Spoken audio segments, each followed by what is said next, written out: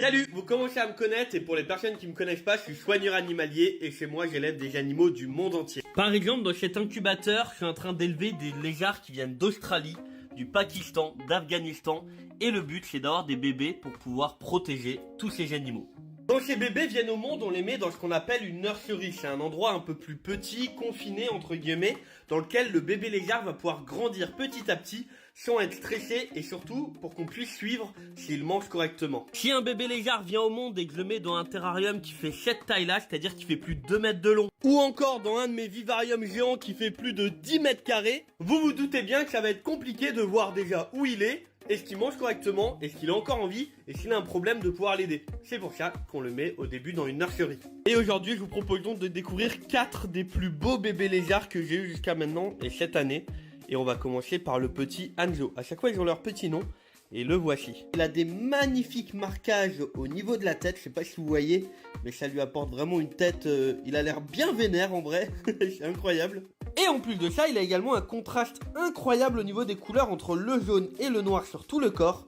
C'est vraiment stylé. Et une petite ligne blanche au niveau de sa queue. Eh, tu vas où là? Ça y est, il se barre. Allez Louloute, viens là, regardez ce que je viens de vous trouver. Tundra, un gecko léopard qui a une couleur incroyable.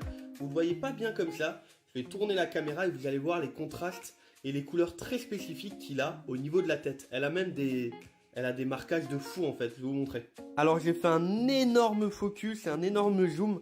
Regardez toutes les nuances qu'il y a sur les mêmes couleurs sur son corps.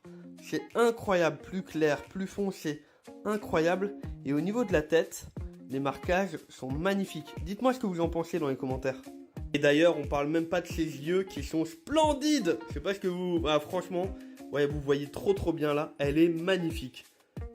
J'ai hâte de vous montrer encore les 2 derniers qui sont encore complètement différents. Et vous me direz dans les commentaires lequel vous préférez. Allez, ma petite Taiga, je vais te présenter à tout le monde. Voici Taiga. Alors là, on est encore sur une couleur totalement différente. C'est un lézard qui est tout blanc avec les yeux totalement noirs.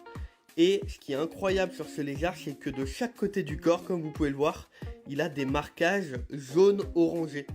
C'est splendide, c'est la première fois que je vois ça chez un lézard. Elle est vraiment magnifique avec ses marquages. Je sais pas si le lézard un peu tout blanc, bah ça va vous plaire.